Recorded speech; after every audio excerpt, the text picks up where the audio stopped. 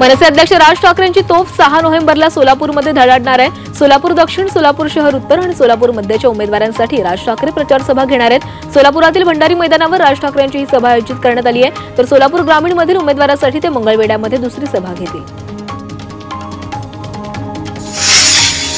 10 नोव्हेंबरला सोलापूरमध्ये उद्धव ठाकरेंच्या 2 जाहीर सभा होणार आहेत। सांगोला आणि दक्षिण सोलापूरमध्ये ठाकरेंची तोफ धडाडणार आहे। अमर पाटील दक्षिण सोलापूरचे मवियाचे उमेदवार आहेत, तर सांगोल्यात दीपक साळुंखे निवडणुकीच्या रिंगणात आहेत। अमर पाटील आणि दीपक साळुंखेंचा ठाकरे प्रचार करतील।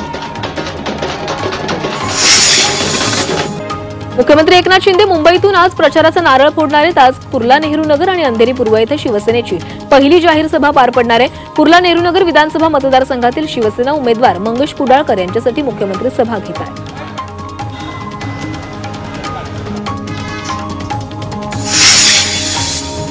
बंडखोर उमेदवारांची नाराजी दूर करण्यासाठी शरद पवार आज इंदापूरमध्ये आलेत। शरद पवार आज नाराज नेत्यांची भेट घेणार आहेत। हर्षवर्धन पाटलांच्या विजयासाठी पवार मैदानामध्ये उतरलेत। इंदापूर तालुक्यात पवारांच्या गुप्त बैठका होणार असल्याची माहिती सूत्रांनी दिली आहे। काँग्रेस सरचिटणीस प्रियंका गांधी आणि राहुल गांधी प्रचाराला प्रारंभ करणार आहेत। राहुल गांधी आज मनंतवाडीच्या गांधी पार्कमध्ये संयुक्त सभेला संबोधित करतील। त्यासाठी प्रियंका गांधी 7 नोव्हेंबरपर्यंत केरळमध्ये राहणार आहेत। गडचिरोली जिल्ह्यातील आरमोरी मतदारसंघाचे माजी आमदार हरिरामजी वरखेडे यांचं निधन झाले। काही दिवसापूर्वी त्यांच्यावर यशस्वी हृदयक्रिया शस्त्रक्रिया पार पडली, मात्र पुन्हा प्रकृती बिघडल्यानं त्यांना नागपूरमधील खासगी रुग्णालयामध्ये दाखल केलं गेलं। उपचारादरम्यान त्यांचं निधन झालंय। दादरच्या शिवाजी पार्कवर मोदींची सभा होणार आहे। येत्या 14 नोव्हेंबरला पंतप्रधान मोदी मुंबईमध्ये येत आहेत। विधानसभा निवडणुकीच्या प्रचारासाठी मोदी मुंबईमध्ये येत आहेत। मोदी कुणावर निशाणा साधणार याकडे लक्ष लागलंय। शिवसेना उद्धव बाळासाहेब ठाकरे पक्षाचे नेते माजी आमदार रुपेश म्हात्रे यांनी मुख्यमंत्री एकनाथ शिंदेंची भेट घेतली आहे। म्हात्रेंना शिवसेनेत येण्याची ऑफर असल्याचंही माहिती सूत्रांनी दिली आहे। तर भिवंडीची जागा मिळवण्यासाठी शेवटपर्यंत प्रयत्न केले, मात्र जागा समाजवादीला सुटली, त्यामुळे पर्याय नाही अशी खंत संजय राऊतांनी व्यक्त केली आहे।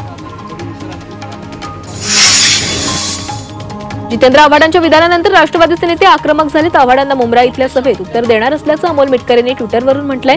सभेला आव्हाडांनी गुंड पाठवावे असं आव्हानही मिटकरींनी दिलंय। काँग्रेसचे बंडखोर राजेंद्र ठाकूर यांनी अलिबाग आणि श्रीवर्धनमधून आपला उमेदवारी अर्ज भरलाय। त्यांनी अर्ज मागे घ्यावा यासाठी शेकापकडून मनधरणी सुरू आहे। शेकाप नेते जयंत पाटील आणि अलिबागच्या शेकाप उमेदवार चित्रलेखा पाटील यांनी राजेंद्र ठाकूरांशी चर्चा केली, मात्र कार्यकर्त्यांनी विचारूनच पुढील निर्णय घेणार असल्याचं राजेंद्र ठाकूरांनी सांगितलंय। शिवसेना उद्धव बाळासाहेब ठाकरे पक्षाचे नाशिक पश्चिमचे उमेदवार वसंत गीतेंनी राऊतांची भेट घेतली। वसंत गीते संजय राऊतांच्या निवासस्थानी आले होते। नाशिकमधील सभांच्या नियोजनासाठी दोघांमध्ये चर्चा झाली आहे। विरोधकांनी मला खोट्या गुन्ह्यात अडकवलं असा आरोप उल्हासनगरच्या वंचितचे उमेदवार संजय गुप्ता यांनी केलाय। अर्ज भरण्यापूर्वीच एका महिलेने संजय गुप्तांवर लैंगिक अत्याचाराचा गुन्हा दाखल केलाय। मी निवडणूक लढवू नये यासाठी विरोधकांचं षडयंत्र असल्याचं गुप्ता म्हणाले।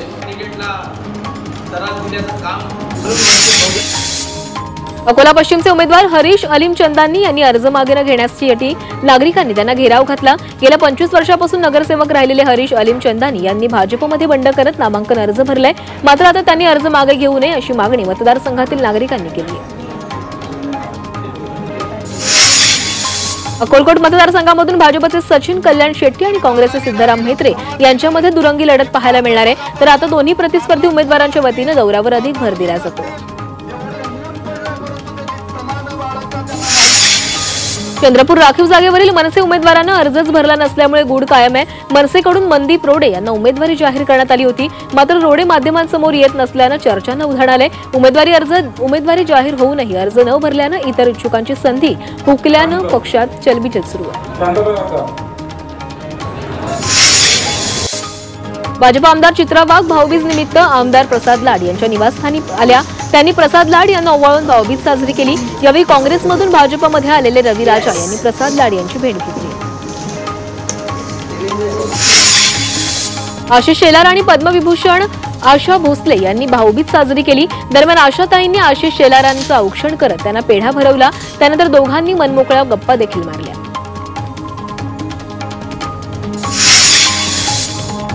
आज सर्वत्र भाऊबीजेचा उत्साह बघायला मिळतोय। राजकीय नेते मंडळी ही भाऊबीज साजरी करतायत। आज सकाळी बारामतीमध्ये अजित पवारांची बहिणींनी ओवाळणी केली आणि ही भाऊबीज आटोपून अजित पवार दौऱ्यावर निघून गेले।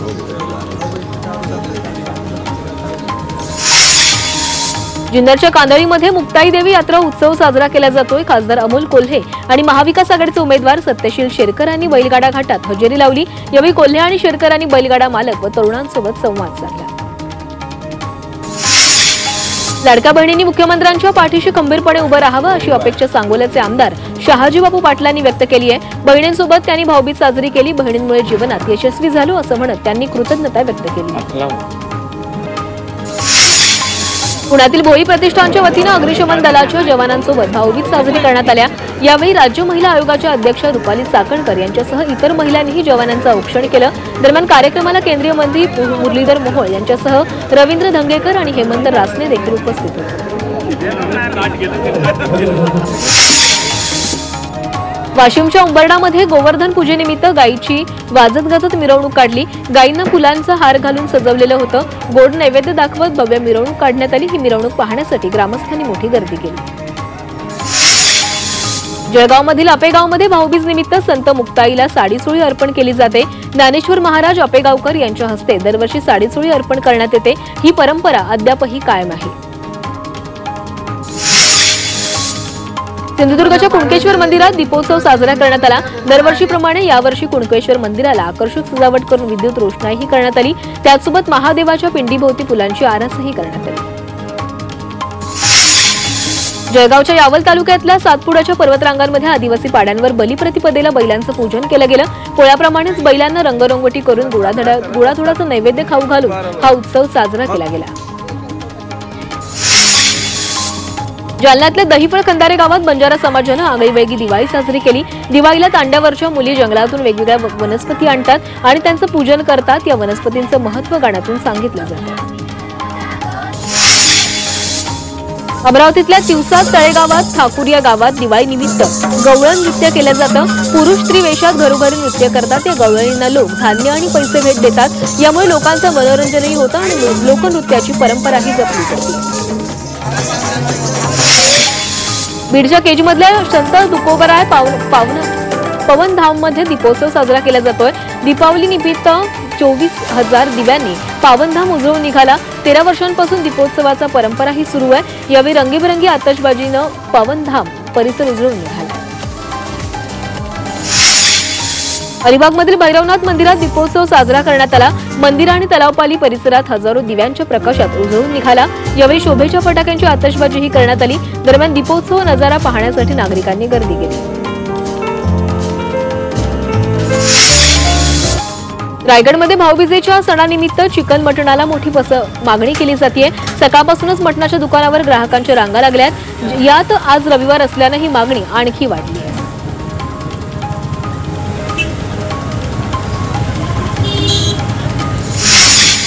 मनमाडमध्ये चव्हाण कुटुंबानं पर्यावरणपूरक साहित्यातून सिंहगड किल्ला साकारलाय। गेल्या 5 वर्षांपासून हे चिमुकले गडकिल्ले तयार करतात। किल्ले बनवण्यासाठी दगड, माती, शेणासह पर्यावरणपूरक साहित्याचा वापर केलाय। बचे कंपनीच्या या उपक्रमामुळे जुनी परंपरा जपण्याचा प्रयत्न केला जातो। येवल्यात दिवाळीनिमित्त रेड्याची वाजत गाजत मिरवणूक काढली। गवळी समाज, थोरात परिवार आणि भोसले परिवार यांच्या वतीने रेड्यांची मिरवणूक काढण्यात आली। ही जुनी परंपरा असून यावर्षी देखील गवळी समाजानं रेड्याला अंघोळ घालून विविध रंगांनी रंगवण्यात आलं। त्यानंतर ढोल ताशाच्या गजरामध्ये रेड्याची मिरवणूक काढण्यात आली। पुणे महापालिकेच्या मिळकत कराच्या उत्पन्नाला ब्रेक लागलाय। महापालिकेत नव्यानं समाविष्ट झालेल्या गावांच्या मिळकत कर वसुलीला स्थगिती मिळाल्यानं महापालिकेच्या मिळकत कराचं उत्पन्न कमी झालंय। विधानसभा निवडणुकीचं मतदान येत्या 20 नोव्हेंबरला होणार आहे। त्यासाठी उद्योग विभागाच्या सर्व आस्थापनांनी कर्मचाऱ्यांना भरपगारी सुट्टी किंवा 2 तासांची सवलत द्यावी यासाठी कामगार आणि खनिकर्म विभागानं परिपत्रक काढलं आहे। पुणे महापालिकेच्या 71 कर्मचाऱ्यांनी नोकरी सोडली आहे। सरकारी कामाच्या बदलती पद्धत, कामाचा व्याप आणि काम करताना होणारा मानसिक त्रास याला कंटाळून कर्मचाऱ्यांनी नोकरीला रामराम ठोकलाय। तर कायमस्वरूपी असलेल्या 13 कर्मचाऱ्यांनी स्वेच्छानिवृत्ती घेतली आहे।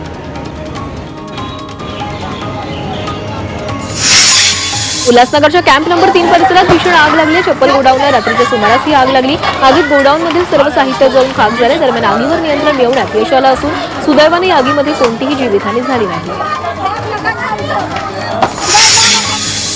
पुण्यात काल रात्री 2 ठिकाणी स्फोटाच्या घटना घडल्या। 2 ठिकाणी घरगुती सिलेंडरचा स्फोट झालाय। वारजे माळवाडी आणि अप्पर इंदिरानगर परिसरामध्ये स्फोट झालाय। सिलेंडरच्या स्फोटात 2 जण जखमी झाले। हरियाणातल्या गुरुग्राममध्ये कार्डबोर्ड वेअरहाऊसला भीषण आग लागली. अग्निशमन दलानं आग आटोक्यात आणली. सुदैवाने यामध्ये जीवितहानी टळली. वाराणसीमध्ये छठपूजेची जोरदार तयारी सुरू आहे. वरुणा नदीत प्रशासनाकडून साफसफाई केली जाते. छठपूजेसाठी येणाऱ्या भाविकांसाठी तयारी केली जाते. आज भाऊबीजच्या निमित्तानं प्रयागराजच्या संगमावर भाविकांनी गर्दी केली. संगमावर स्नान करण्यासाठी पहाटेपासूनच भाविक दाखल होत आहेत. पवित्र मानल्या जाणाऱ्या संगमवार नदीला नारळ फुलांनी अर्पण करत भाविक स्नान करत आहेत. जळगाव शहरातील गजानन कॉलनी परिसरात लक्ष्मीपूजनासाठी देवघरात ठेवलेले 14 तोळे दागिने चोरट्यानं लंपास केलेत. भर दिवसा ही चोरी झाली आहे. विशेष म्हणजे घरात लोक उपस्थित असतानाही चोरी झाली आहे. नाशिकच्या येवल्यात चोरट्यांनी धुमाकूळ घातलाय. नगर मनमाड महामार्गावरील मोबाईल दुकान फोडून चोरट्यांनी लाखोंचा माल लंपास केलाय. जवळपास 1 लाख ते 1 कोटी रुपयांचे विविध ब्रँडचे 100हून अधिक मोबाईल चोरट्यांनी लांबवले.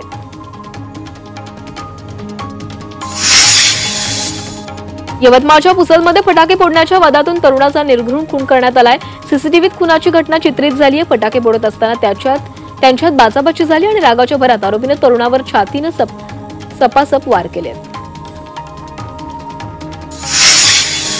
नंदुरबारच्या पिंपळोद गावामध्ये भीषण अपघात झाला. अपघातात 5 जणांचा मृत्यू झाला. एकाची प्रकृती चिंताजनक आहे. चालकाचा गाडीवरील ताबा सुटल्यानं हा अपघात झाला. भरधाव वेगाने येणाऱ्या बोलेरो वाहनानं रस्त्याच्या कडेला उभ्या असलेल्या 3 दुचाकीस्वारांना उडवलेला आहे. नवी मुंबईच्या वाशीत गोरक्षनाथ पालवे उद्यानात उघड्या पाण्याच्या टाकीत पडून 6 वर्षांच्या मुलाचा मृत्यू झालाय. खेळता खेळता हा मुलगा पाण्याच्या टाकीत पडला. पाण्याच्या टाकीवर झाकण नसल्यामुळे ही घटना घडली. वाशी पोलिसांनी घटनास्थळी दाखल होताच मुलाचा मृतदेह बाहेर काढलाय. पंढरपुरात केळीवर विविध रोगांचा प्रादुर्भाव झालाय. बुरशी, काळे ठिपके अशा रोगांनी केळीचं उत्पादन घटण्याची शक्यता आहे. उशिरापर्यंत लांबलेला पाऊस, ढगाळ वातावरण यामुळे केळी बागेत रोगाचा प्रादुर्भाव वाढतोय. त्यामुळे शेतकरी आर्थिक संकटात सापडलाय.